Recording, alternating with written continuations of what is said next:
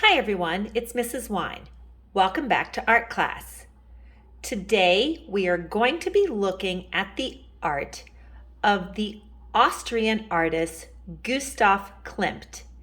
And today we are going to be taking a look at Klimt's Tree of Life and creating our own tree inspired by his work. So let's get started.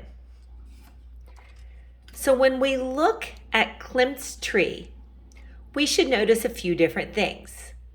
The first thing you should notice is that his tree is made up mostly of lines that curve and lots of lines that are spirals. So one thing we will be doing is using curved and spiral lines in our artwork. The other thing we notice when we look at Klimt's work is he often layers shapes. So today the best shapes to layer will be squares, rectangles, triangles, and circles. Layering shapes means that I'm going to draw smaller shapes inside of bigger shapes. And finally, the materials that you will need for today's art class are an empty white sheet of paper, a pencil, and some crayons. In class, we're going to be using these very special metallic crayons because they will remind us of the metallic colors in Klimt's work. But if you are working at home, you can use crayons of any kind. So let's get started. The first thing we are going to be doing is using curved and spiral lines to create our trees. So let's think back to what we learned about trees in the past. First of all, I know that trees are going to grow out of the ground. So the first thing I'm going to do on my paper is I'm just going to make a little line for the ground. It could be straight or it could have a slight curve. It should not be super curvy, but I'm going to need a ground line because I can see on Klimt's work, he includes the ground, and that's going to give me a place that I can put some extra shapes. Then I'm ready to start with the tree. The first thing I like to do is use two curved lines for the trunk of the tree. So I'm just going to make one curved line and then another curved line. And those two big curved lines are going to be my tree trunk. Then I know that all of my branches are going to be spiral lines. Remember, a spiral is a line that goes around and around and around. And I'm going to draw very softly on my paper so that in case I make a mistake, it would be easy to erase. So I can just start where my trunk line ends, and I can make a line that goes around and around. And then I want another branch. And all I have to do is keep those lines going. I can put spirals on top of spirals, and I can continue going until I have filled in this edge of my paper.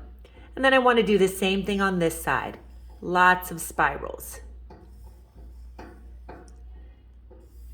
They don't all have to keep going. So I can start with sort of a straight spiral line, but I want to make sure that I really fill in most of my paper with those spiral lines. I don't want them to be too close together. And I also don't want the spirals growing way down here at the bottom. The spirals are going to be my tree branches, so those need to be at the top of my tree. Now, I could continue filling these areas in with spirals, but I also want to do some layered shapes in my artwork. Now, I might not want to use every single shape. Maybe I just want to pick a couple of shapes. It doesn't really matter as long as I'm creating those areas of layered shapes. And when I look at Klimt's work, I see that he includes the shapes on the ground as if it's part of the garden, and he also includes some of those shapes on his tree and even in areas around his branches. Now, I don't want to draw this small because I know I'm going to be working with crayons today, and it's really hard to make crayons that small in detail. But I could certainly look at my tree and find some spaces that are big, and I could start to fill in those spaces with some layered shapes. And I don't want just one triangle. Maybe I'm going to do triangles and squares. So if I do a triangle here, maybe I could make a little square over here. And again, I don't want to draw too small because I know I'm going to have to be filling things in with crayon. So I don't want just one triangle and square. I could continue working to fill in the top of my tree with those layered shapes. If I don't want shapes too close together and I have an empty space, I could add in an extra spiral. I could make triangles right side up.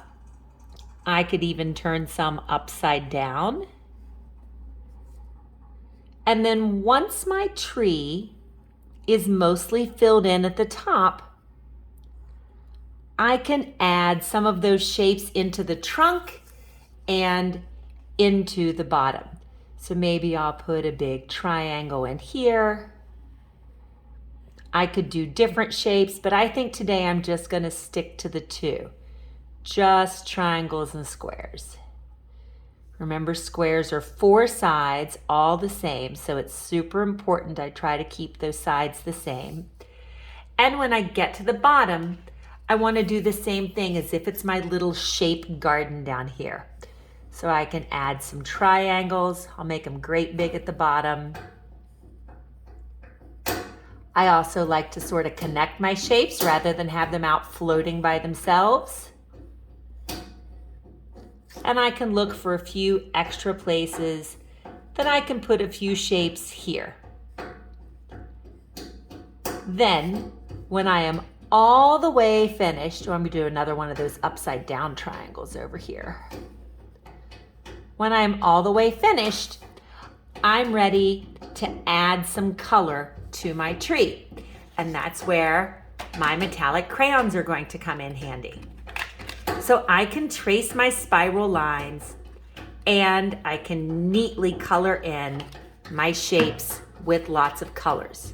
Remember, when I'm coloring neatly, I want to begin by outlining the shape first, all the way around the edges.